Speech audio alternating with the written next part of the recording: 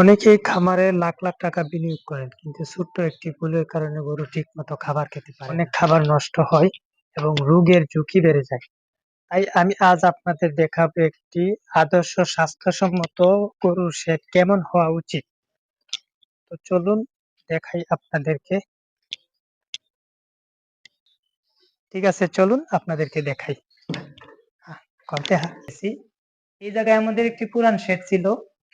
তা এখানে দেখুন গরু আছে, কিন্তু এই জায়গায় গরু নাই। তো এই শেডটি একটি আধুনিক স্বাস্থ্যসম্মত এবং মানসম্মত উপায়ে আমরা তৈরি করেছি। এটি খুব সহজ এবং আধুনিক ভাবে তৈরি করা হয়েছে।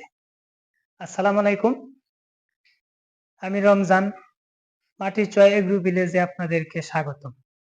আজকে আমি যে শেডটি আপনাদের দেখাবো, এটি শুধু একটি গরু রাখার জন্য শেডটি তৈরি করা হয়নি। এটি তৈরি করা হয়েছে ভবিষ্যৎ পরিকল্পনা করে আধুনিক পদ্ধতিতে আদর্শ মানসম্মত একটি শেড। তো দেখেন আমাদের শেডটি, এখানে আমরা ৬টি গরু জায়গা করেছি।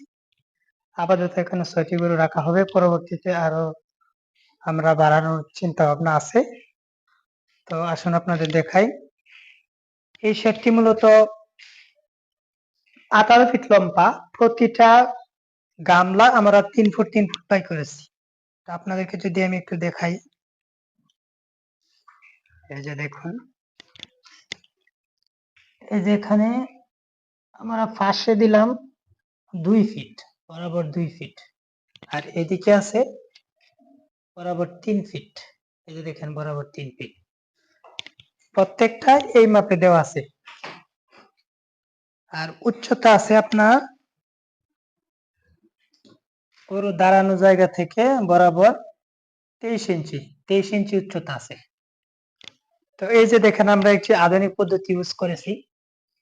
এই যে এটা হলো গরুর উৎকৃষ্ট ময়লাগুলা বা পানি এদিক দিয়ে বের হয়ে যাবে, আবার এদিক দিয়ে ইনপুট পানির লাইন আছে। এই যে আপনারা দেখুন পানিগুলা পড়তেছে, দেখেন কি সুন্দর এদিক দিয়ে পানিগুলা বের হয়ে যাইতেছে। হ্যাঁ, প্রত্যেকটাতে আমরা এরকম একটি আধুনিক সিস্টেম দিয়েছি। গরু যখন খাবে, খাওয়ার পর উৎকৃষ্ট যে ময়লা আবর্জনা থাকবে সেগুলি এদিক দিয়ে সুন্দরভাবে বের হয়ে যাবে।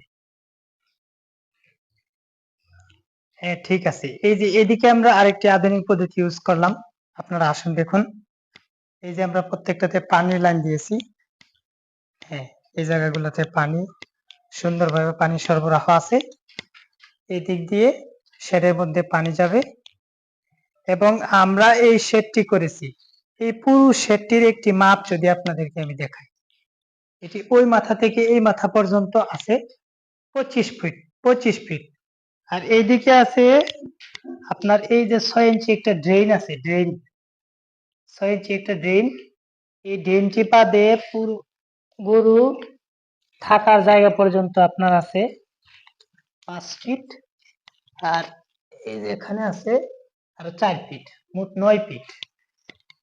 এদিকে আমরা জায়গাটা অনেক বড় রেখেছি, কারণ অনেক সময় পিছে দিয়ে গোবর পরিষ্কার করতে হয় এবং অনেক গরু আছে দুষ্ট, হঠাৎ লাথি মারে, লাথি মারার সময় তো ব্যথা পাওয়া যায়। এই কারণে পিছন দিয়ে আমরা জায়গাটা অনেক বড় রেখেছি।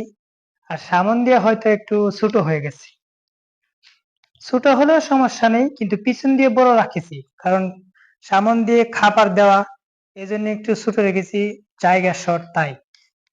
তো এটি আমাদের একটি পুরনো শেড, এই শেডের মধ্যে আমরা গরু রেখেছি।